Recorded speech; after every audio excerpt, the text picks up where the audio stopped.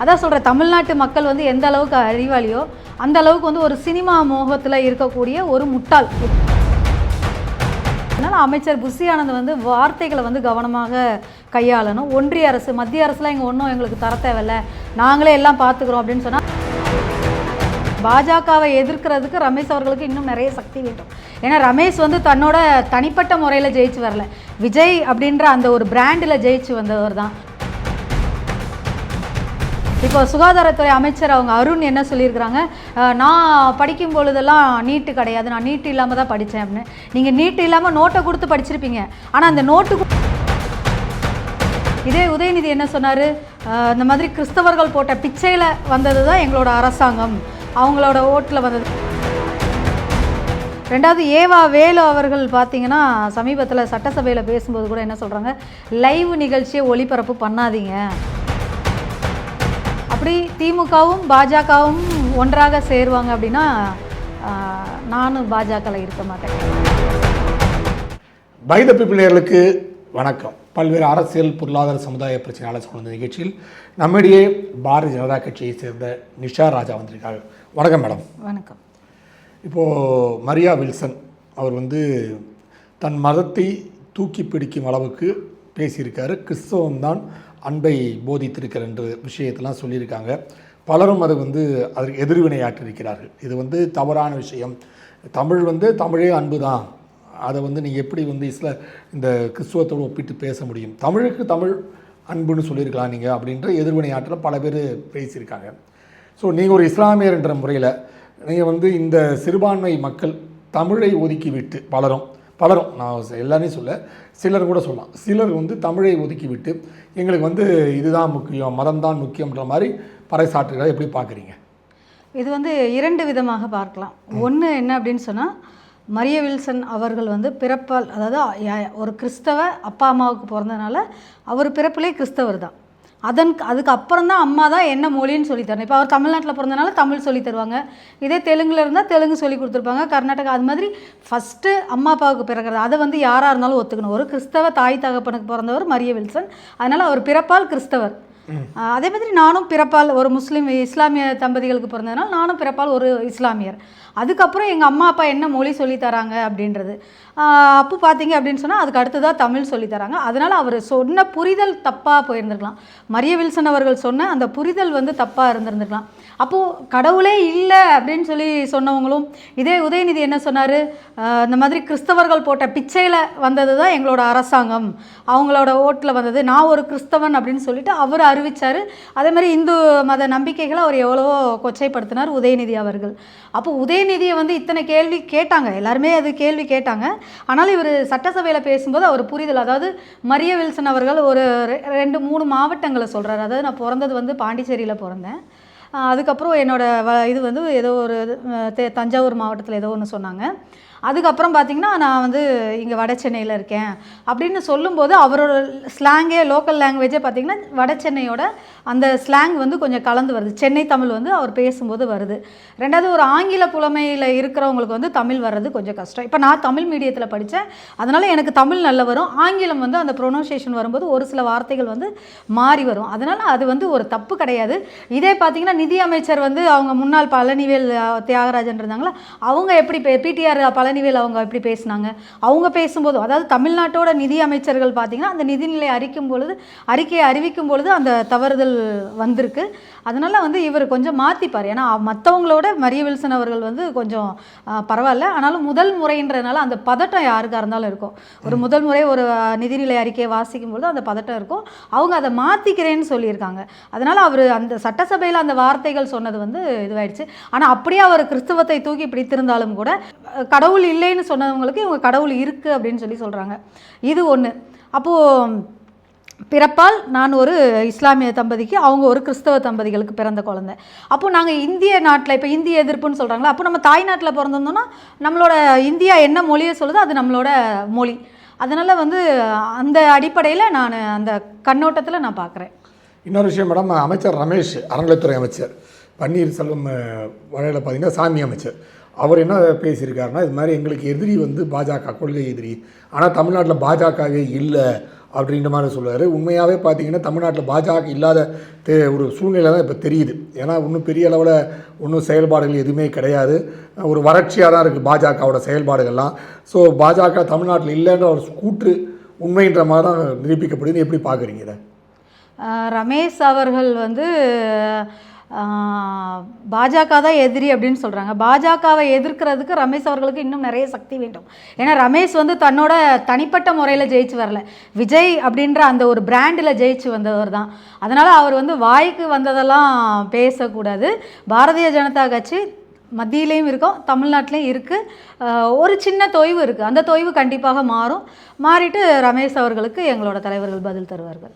இல்லை இப்போ பார்த்தீங்கன்னா எல்லாமே வந்து இப்போது தமிழ் தாய் வாழ்த்துனாலும் சரி, நீட்டு பிரச்சனையாக இருந்தாலும் சரி, எஸ்சிஆர் எவ்வாறு இருந்தாலும் சரி, அதுக்கப்புறம் டீலிமிட்டேஷனாக இருந்தாலும் சரி, எல்லாத்துக்கும் வந்து எதிர்ப்பு தெரிவிச்சிட்ருக்காங்க. தாவேகா தீர்மானங்களும் எதிர்த்து தீர்மானங்கள் நிறைவேற்றி கொண்டிருக்கிறார். மத்திய அரசுக்கான எதிர்ப்பான தீர்மானங்கள் நிறைவேற்றி கொண்டிருக்கிறார். ஸோ இது எல்லாமே எதிர்ப்பு இருக்கும்போது பாஜகவுக்கு தமிழகத்தில் வந்து இவங்க திமுகவை விட இவங்களும் அதுக்கு சளைக்காமல் தாங்கள் எதிர்ப்பு தெரிவித்து கொண்டிருக்கிறார். எப்படி பார்க்குறீங்க?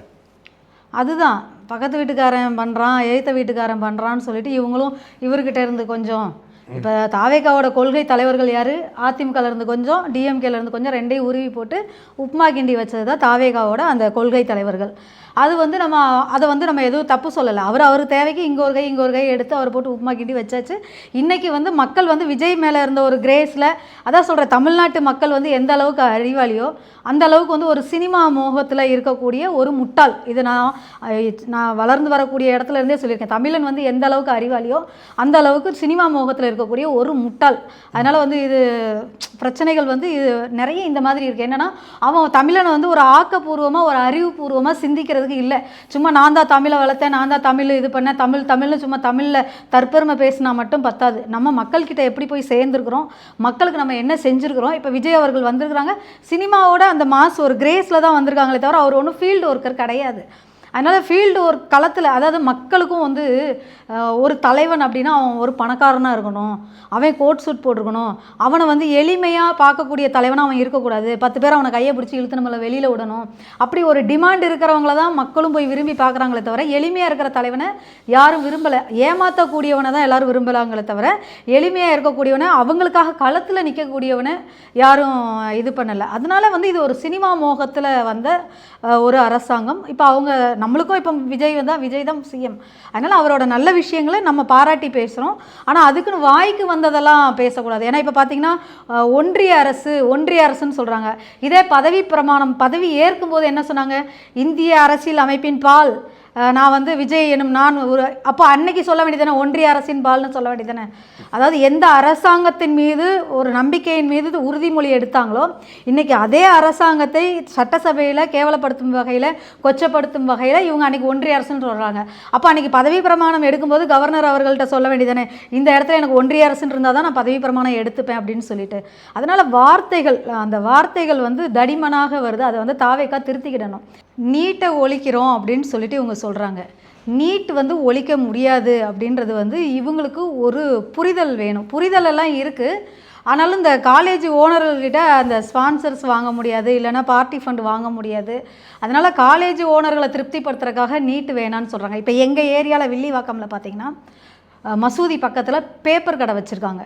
அந்த பேப்பர் கடை வச்சுருக்கிறோட பேரன் வந்து பார்த்திங்கன்னா நீட்டு தேர்வுனால் இன்றைக்கி மருத்துவராக இருக்கிறாரு. அப்போது பேப்பர் வாங்குறக்கு என்னோடய ஹஸ்பண்ட் போகும்போது அவர் சொல்லி அனுப்பிச்சிருக்காரு, இந்த மாதிரி நீட்டுனால தான் என் பேரன் இன்றைக்கி டாக்டர் ஆகிருக்கான், இல்லைனா எங்களை மாதிரியான ஆட்கள் எல்லாம் இன்றைக்கி டாக்டர் ஆக முடியாது. அதனால் நீட்டு வந்து வரவேற்கத்தக்க ஒரு விஷயம் தான். ஏன் இவங்கெல்லாம் வேணான்றாங்கன்னா இவங்க அரசியல் லாபத்திற்காக நீட்டு வேணாம் அப்படின்றது இவங்க சொல்கிறாங்க. அதனால் இவங்க பகல் கனவு கண்டுட்டு கண்ணை மூடிட்டு நீட்டு வேணான்னு சொன்னாலும் நீட்டை வந்து ஒழிக்க முடியாது. இப்போ பார்த்திங்கன்னா மற்ற மாநிலங்கள்லாம் இந்த நீட்டுக்கு அகெயின்ஸ்டாக யாரும் இது பண்ணலை. அதே மாதிரி இன்றைக்கி இன்னைக்கு இந்த மருத்துவ மாணவர்கள் கலந்தாய்வில் பார்த்திங்கன்னா கேஸ் ஏஜென்சியில் சிலிண்டர் தூக்கி போடுற ஒரு டெலிவரி பாய் வேலை செய்யக்கூடிய அவரோட பொண்ணு இன்றைக்கி நீட்டு தேர்வு எழுதி இன்றைக்கி அந்த பொண்ணு பாஸ் ஆகி அந்த பாப்பாவுக்கு இன்றைக்கி மெடிக்கல் சீட்டு கிடச்சிருக்கு. அந்த பொண்ணு 7.5% அந்த இதில் உள்ளே போய் சேர்ந்துருக்குறாங்க. அதே மாதிரி பார்த்திங்கன்னா விவசாய குடும்பத்தில் இருக்கிற 2 மாணவர்கள் இன்றைக்கி பேட்டி கொடுத்துருக்குறாங்க பாலிமர் டிவியில். உண்மையிலே பாலிமர் டிவி வந்து ஒரு பாராட்டத்தக்க விஷயம். நிறைய அந்த மாணவர்களை பேட்டி எடுத்து நிறைய ஒளிபரப்பு பண்ணியிருக்காங்க. எல்லா பிள்ளைங்களுமே நீட்டு இருந்ததுனால மட்டும்தான் நான்லாம் டாக்டர் ஆக முடியுது, இல்லைனா டாக்டர் ஆக முடியலன்னு பிள்ளைங்க எல்லாம் சொல்கிறாங்க. அதே மாதிரி ஒரு ஸ்ட்ரகிள் இருக்குது. அதாவது அந்த பிள்ளைங்க வந்து தமிழ் மீடியத்தில் படிச்சுட்டு திடீர்னு வேறு ஒரு நீட்டு தேர்வுக்கு போகும்போது அதுக்கான ஆயத்தங்களில் வந்து அந்த புரிதல் இல்லாததுனால கொஞ்சம் நடைமுறை சிக்கல் இருக்குது. அதனால் அரசாங்கமே இந்த நீட்டு தேர்வு மையங்களை எடுத்து நடத்தினா ஏழை மாணவர்களுக்கு இன்னும் இதுவாக இருக்கணும். அப்போ நீங்கள் நீட்டு தேர்வை ரத்து பண்ணணும்னு சொன்னால் 12th தேர்வை நீங்கள் ரத்து பண்ணணும், 10th தேர்வை ரத்து பண்ணணும், பொது தேர்வுகளை ரத்து பண்ணணும். அதே மாதிரி டிஎன்பி அந்த தேர்வுகளெல்லாம் நம்ம எடுக்கிறாங்க. அதே மாதிரி டெட் எக்ஸாமு, அந்த மாதிரி ஆசிரியர்களுக்கு, அந்த மாதிரி ஒவ்வொரு துறை சார்ந்தவர்களுக்கும் நீங்கள் பரீட்சை வச்சு அந்த பரீட்சையில் பாஸ் ஆனால் தான் எடுக்கிறீங்க. அப்போ நீட்டை ஒழிக்கணும்னா அப்போ எல்லா எக்ஸாமையும் ஒழிச்சிருங்க. முட்டாள்கள் தான் கிடைப்பாங்க, அறிவாளி கிடைக்க மாட்டாங்க. ரெண்டாவது, இப்போ சுகாதாரத்துறை அமைச்சர் அவங்க அருண் என்ன சொல்லியிருக்கிறாங்க, நான் படிக்கும் பொழுதெல்லாம் நீட்டு கிடையாது, நான் நீட்டு இல்லாமல் தான் படித்தேன் அப்படின்னு. நீங்கள் நீட்டு இல்லாமல் நோட்டை கொடுத்து படிச்சிருப்பீங்க. ஆனால் அந்த நோட்டு கொடுக்குறக்கே வசதி இல்லாத ஏழை மாணவர்கள் தான் இன்றைக்கி நீட்டுனால உள்ளே போய்கிட்டு இருக்காங்க. அதனால் வந்து இவர் சுகாதாரத்துறை அமைச்சர் சொல்கிறார், நாங்கள் நீட்டை ஒழிக்கிறதுக்கு இது பண்ணுவோம் அப்படின்னு சொல்லிட்டு. அதான் வசதியான அம்மா அப்பா இருக்கிறவங்களுக்கு வந்து அவங்களுக்கு பைசா காசு கோடிக்கணக்கில் கொடுத்து பிள்ளைய டாக்டர் ஆகிறதுக்கு பிரச்சனை கிடையாது.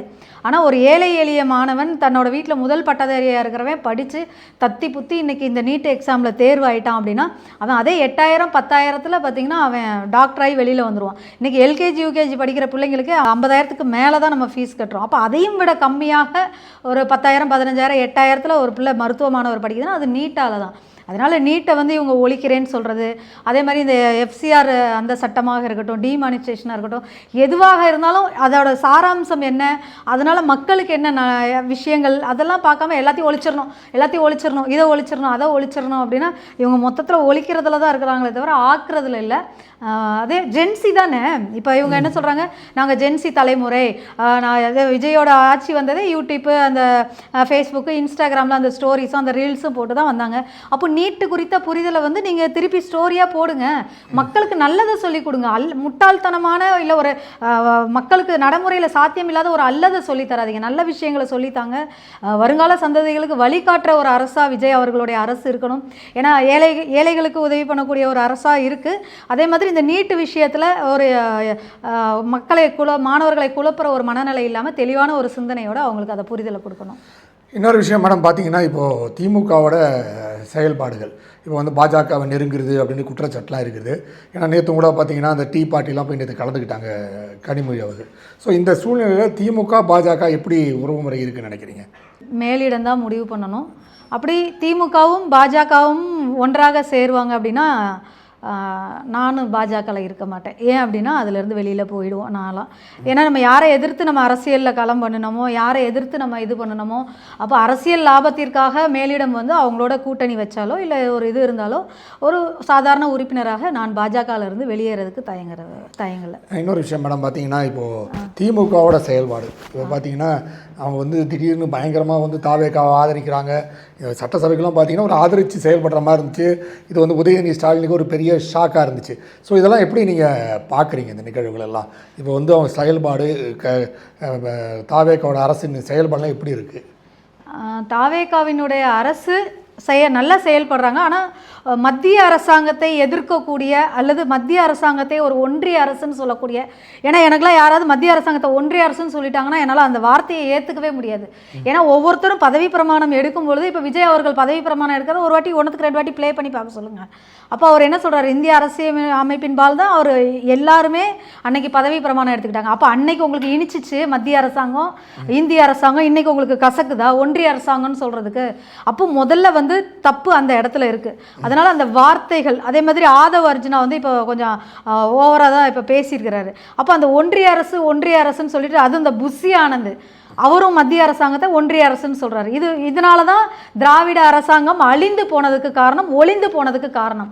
ஏன்னா மத்திய அரசாங்கத்தை ஒன்றிய அரசுன்னு சொல்லிட்டு ஏதாவது கடிதம் எழுதும்போது மட்டும் மத்திய அரசாங்கம்னு எழுதுறாங்க. அப்பயும் தைரியம் இருந்தால், நல்ல ஆட்சி பண்ணியிருந்தால் மத்திய அரசாங்கத்துக்கு கடிதம் எழுதும்போது ஒன்றிய அரசுன்னு எழுதி அனுப்புங்க.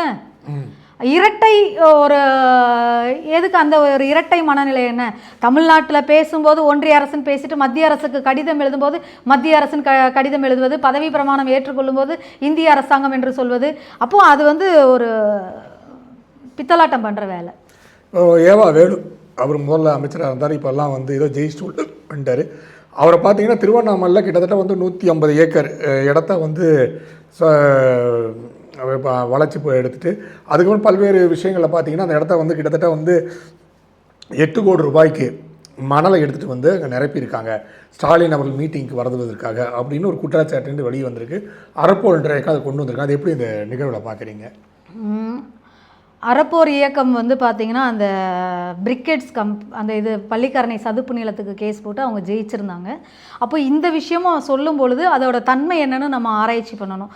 ஏன் அப்படின்னு சொன்னால் இவங்க தலைவர்களுக்கு அவங்க 8 கோடி இல்லை 80 கோடி கூட செலவு பண்ணிக்கிட்டோம். ஆனால் அந்த மண்ணானது எங்கேருந்து எடுத்துகிட்டு வந்து இங்கே நிரப்புனாங்க அப்படின்றது பார்க்கணும். அது வந்து இவங்க சொந்த இடத்துல இருந்து எடுத்திருந்தாங்கன்னா பிரச்சனை இல்லை. மண்ணை திருடி எடுத்துகிட்டு வந்து கொட்டியிருந்தாங்கன்னா ஏரி மண் ஆற்று மண்ணை திருடி எடுத்துகிட்டு வந்திருந்தாங்கன்னா அது வந்து கேஸ் வந்து அது என்னைக்கா இருந்தாலும் நிற்கும். அதுக்கு ஏவா வேலு அவர்கள் பதில் சொல்லணும். ரெண்டாவது ஏவா வேலு அவர்கள் பார்த்தீங்கன்னா சமீபத்தில் சட்டசபையில் பேசும்போது கூட என்ன சொல்கிறாங்க, லைவ் நிகழ்ச்சியை ஒளிபரப்பு பண்ணாதீங்க, அதாவது சட்டசபையில் லைவ் டெலிகாஸ்ட் போய்கிட்டு இருக்கு, அது மாதிரி பண்ண வேணாம் அப்படின்னு சொல்லி சொல்கிறாங்க. ஏன் அப்படின்னு சொன்னால் இவங்க எல்லாருமே வந்து பார்த்திங்கன்னா இந்த மாதிரியான விஷயங்களெல்லாம் அங்கே பேசும்பொழுது நேரடி விவாதங்களை மக்கள் கவனிக்கிறாங்க. மக்களோட கவனத்திற்கு அது சென்று விடக்கூடாதுன்றதில் அவங்க தெளிவாக இருக்காங்க. அதுதான் கேட்குறேன். அப்போ இவங்களுக்கு ஒரு தலைவர் வருவதற்காக ஒரு 8 கோடி ரூபாய்க்கு நீங்கள் மண் அள்ளிட்டு வந்து கொட்டுறீங்க அப்படின்னு சொன்னால் இந்த 8 கோடி ரூபாயில் எத்தனை குடும்பத்தை வாழ வைக்கலாம்? அப்போ இந்த பணம்லாம் இவங்களுக்கு எங்கேருந்து வந்துச்சு? அந்த மாதிரியான ஒரு விஷயங்கள் எல்லாம் இருக்கும்போது அது நீதிமன்றத்தில் அவங்க அதை இது பண்ணணும். இப்போ கரூர் சம்பவம், இந்த துயர சம்பவத்துக்கு வந்து 32 பேர் 31 பேருக்கு வேலை வாய்ப்பு கொடுக்கப்பட்டது. அதுக்கு நீதிமன்றம் தடை விதித்திருந்து அந்த வேலை வாய்ப்பெல்லாம் தரக்கூடாதுன்னு தடை விதிச்சிருந்தது. அப்புறம் உச்சநீதிமன்றத்தை போனால் அது தடை இல்லை அப்படின்னு நீக்கிட்டாங்க, தரலான்ற மாதிரி சொல்லியிருக்காங்க. இவங்க என்ன சொல்லியிருக்காங்கன்னா அரசு கொடுக்கின்ற இதுக்கு வந்து கோர்ட் வந்து தலையிடக்கூடாதுன்ற போகிற விஷயத்தை சொல்லுவாங்க. எப்படி பார்க்குறீங்க நீங்கள்?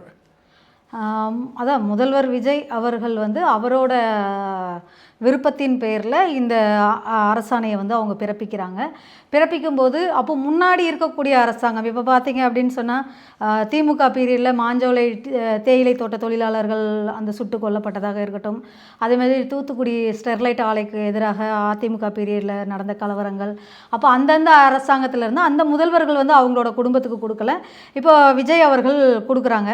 அதே மாதிரி பார்த்திங்கன்னா மு.க. ஸ்டாலின் அவர்களுடைய தலைமையிலான அரசில் வந்து கள்ளச்சாராயம் குடித்து கிட்டத்தட்ட ஒரு 55 பேர் வந்து இறந்து போனாங்க. அப்போது அவங்கெல்லாம் செய்யாததை இப்போ விஜய் செய்யறாரு.